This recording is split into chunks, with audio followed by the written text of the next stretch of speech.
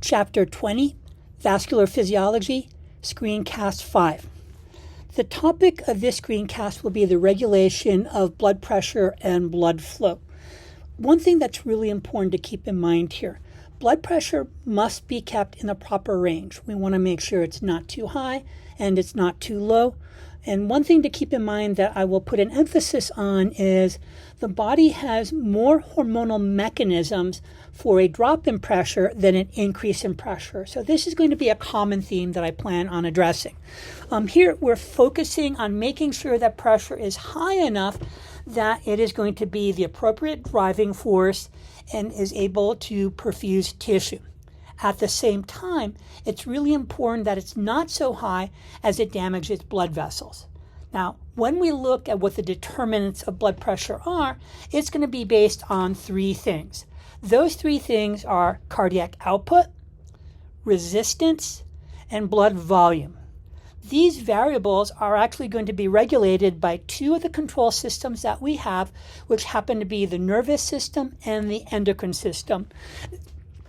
This screencast will be putting an emphasis on the nervous system, and the next screencast will be focusing on the endocrine system.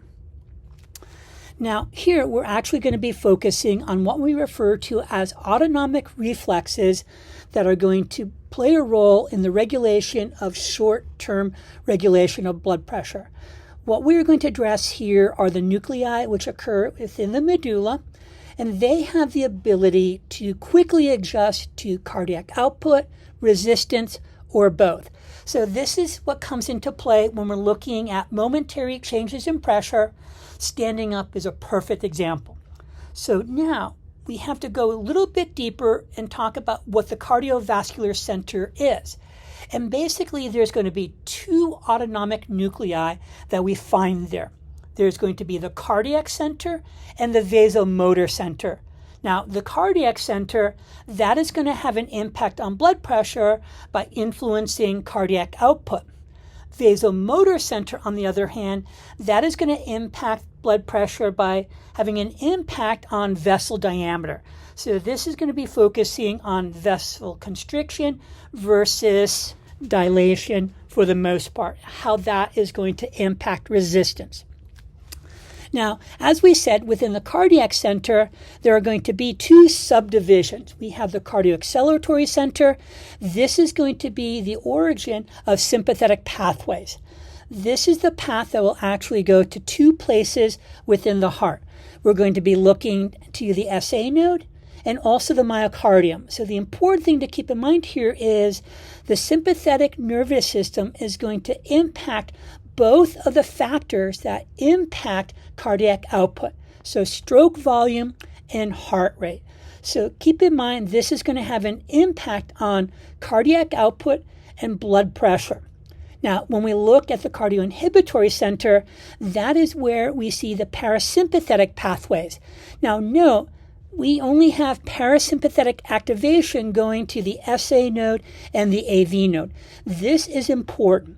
The only direct impact of the parasympathetic nervous system on cardiac function is heart rate and to decrease heart rate, whereas the sympathetic nervous system is going to have an impact on both factors that contribute to cardiac output, so both heart rate and stroke volume. So back to the cardioinhibitory center, when this part is activated, we're going to see a decrease in heart rate and a slowing of the conduction of electrical signals. This decrease will result in a lower cardiac output and result in a lower blood pressure. Now, the vasomotor center, this is going to be sympathetic pathways. So one of the things that we have to remember here is going back to the fact that vascular smooth muscle only has adrenergic receptors. There are no cholinergic receptors, so the parasympathetic nervous system has no direct impact on resistance. Remember, the only thing that parasympathetic impacts directly is going to be heart rate. Now, if we look at these pathways, they are basically going from this vasomotor center to the blood vessels, and they are going to release norepinephrine. Now, keep in mind, sympathetic activation will also be stimulating the adrenal medulla to release epinephrine and norepinephrine as hormones.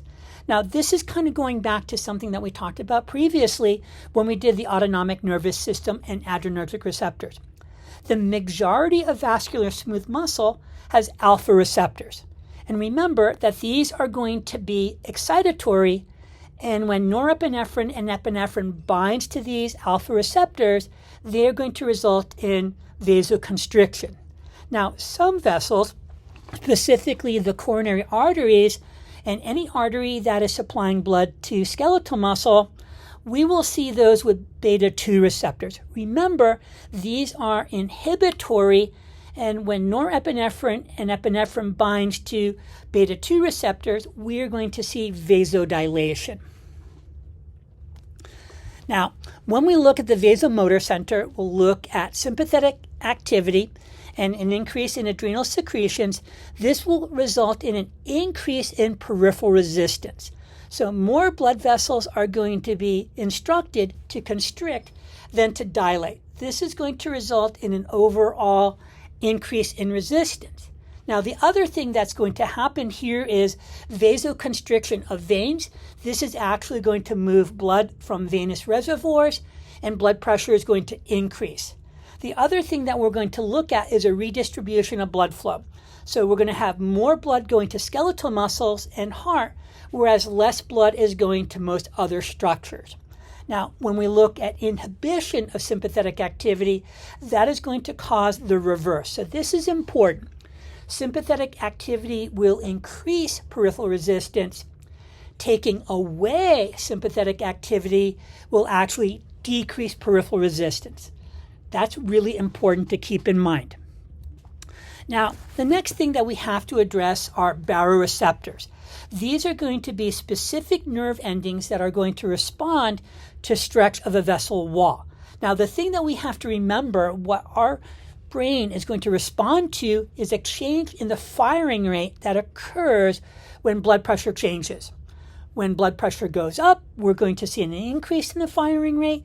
When blood pressure goes down, that firing rate is going to decrease. Now, where we expect to find these baroreceptors are going to be in two places specifically. They're located in the external tunic of the aortic arch and the carotid sinus. So think about where they're located. We look at them located within the aortic arch. Makes sense. That is where blood is leaving, and we want to make sure that we have adequate pressure when blood is leaving the heart into the systemic circulation. Also within the carotid sinus. So that prioritizes making sure that there is adequate pressure and blood flow to the brain. So what these are going to do, they are going to transmit signals to the cardiovascular center through the vagus nerve. And once again, this is going to be important in the regulation of systemic blood pressure. Now, the carotid sinus baroreceptors, they're going to transmit signals to the cardiovascular center. They are monitoring blood pressure in the head, neck, so the vessels that serve the brain, and they're going to be more sensitive to blood pressure changes than the aortic arch receptors. Now here, this is an important diagram. We've seen this previously, and it really is kind of talking about what are the things that are going to have an impact. I want to put an emphasis here on the cardiovascular center. So notice we have two areas. Okay, we have the vasomotor center. That's going to be responsible for sending signals or sympathetic activity to blood vessels. And then we have the cardiac center. And notice the cardiac center is going to be going to both the pacing centers and the cardiac muscle itself, depending upon parasympathetic or sympathetic activity.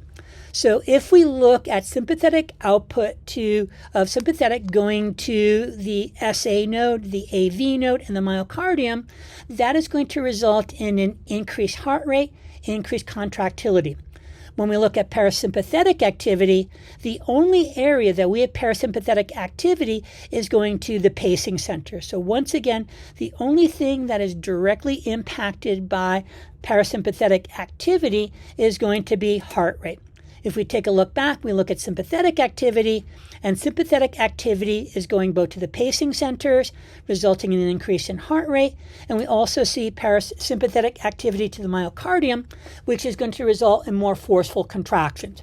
Now, the other thing that we have to keep in mind here is take note. We only have sympathetic output going to blood vessels. So here, basically, we have the alpha receptors, and sympathetic activity to these receptors is going to result in vasoconstriction. Keep in mind, this is the majority of our blood vessels. If we look at our beta 2 receptors, they specifically are going to be found in cardiac muscle and the vascular smooth muscle of skeletal muscle. And these are going to be inhibitory, so they're going to result in vasodilation when they're activated. So this is really an important diagram to understand. Now, what we're going to go next through are basically the autonomic reflexes for blood pressure and the baroreceptor reflex. So the first thing that we're going to look at, what happens if there's a decrease in blood pressure? So you should be comfortable with identifying or discussing all of these things if you are going to be asked about this reflex. So the first thing that's going to happen here, blood pressure decreases.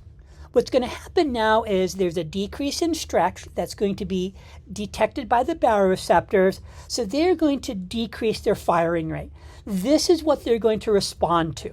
So now, this decrease in firing rate is going to activate the cardioacceleratory center, and this is going to stimulate sympathetic pathways to increase cardiac output. At the same time, it is going to inhibit the cardioinhibitory center to minimize any parasympathetic activity. What's going to happen within the vasomotor center is going to stimulate the sympathetic pathways to increase vasoconstriction or increase resistance. Both of these factors, an increase in heart rate, an increase in contractility, and vasoconstriction, is going to cause blood pressure to go back up again. So this is the important part of the baroreceptor reflex when it comes into play when pressure drops, and I always put the priority on a drop in pressure. Next, let's look at what happens if blood pressure increases. So now we're going to look at an increase in stretch, and the firing rate of the baroreceptors is going to go up. Now we're going to look at the cardioacceleratory center sending less signals along sympathetic pathways. Now we're going to look at the activation of the cardioinhibitory center. That is going to activate parasympathetic activity. And remember, this is actually going to go just to the pacing centers and result in a decrease in heart rate. Now, the impact that this has on the vasomotor center is to decrease signals going to the sympathetic pathways of blood vessels. So now we're going to see an overall decrease in resistance because we're taking away sympathetic activity to the blood vessels. This is going to result in a decrease in cardiac output, a decrease in resistance, and this is going to decrease blood pressure and bring it back to normal values. So keep in mind, the baroreceptor reflexes work best when we're talking about quick changes in blood pressure.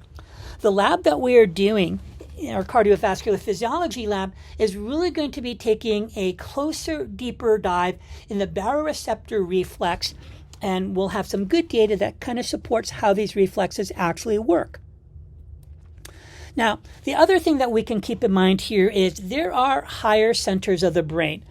And what's going to happen here is the hypothalamus can actually increase cardiac output and resistance. So things that might activate this are going to be a change in body temperature, if we look at fight or flight, okay? Also, if we look at the limbic system, once activated, can have an impact on blood pressure in response to emotions or memory for the most part.